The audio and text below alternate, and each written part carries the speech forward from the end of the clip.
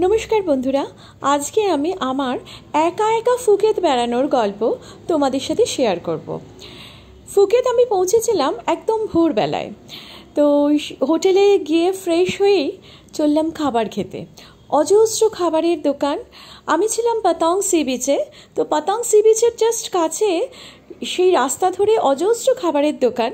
তো সেখানে একটি দোকানে আমি ঢুকলাম এবং অর্ডার করলাম টমিয়াম ফ্রাইড রাইস। এই টমিয়াম রাইস যেটা প্রচুর চিংড়ি মাছ দিয়েছিল, আমার একার পক্ষে বেশি হয়ে গেছিল। তারপরে আরও কিছু টুকটাক খাওয়ার জন্য রাস্তায় একটু এদিক ওদিক ঘুরলাম।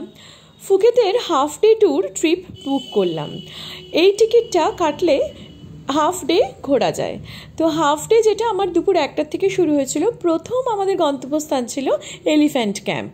তো এলিফ্যান্ট ক্যাম্পের ওখানে গিয়ে এলিফ্যান্ট চড়াও যায়, 100 ভাট দিয়ে ওখানে এলিফ্যান্টকে কলা খাওয়ানো যায়, আর নানা রকম হাতির সাথে অ্যাক্টিভিটিস আছে, সেটা যাদের যেরকম ইচ্ছা সেরকমভাবে করতে পারে।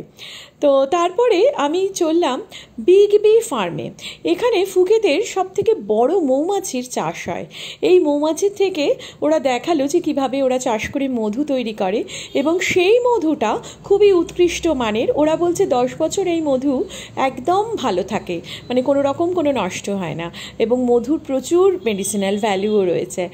এই বিগ বি ফার্ম দেখার পর আমি গেলাম রয়্যাল বেঙ্গল টাইগারের সাথে দেখা করতে। এখানে রীতিমতো বন্ডে সাইন করে বাঘের সাথে বাঘের খাঁচার মধ্যে ঢুকে ছবি তোলা হলো। এরপর আমি চললাম বিগ বুদ্ধা দেখার জন্য। এই বিগ বুদ্ধাটা হচ্ছে মানে ওখান থেকে অ্যাকচুয়ালি অনেক সিঁড়ি আছে। সিঁড়িতে ওঠার পরে ফুকেত শহরটা দারুণ দেখতে লাগে। তারপর মনাস্টারি দেখে হোটেল ফেরা।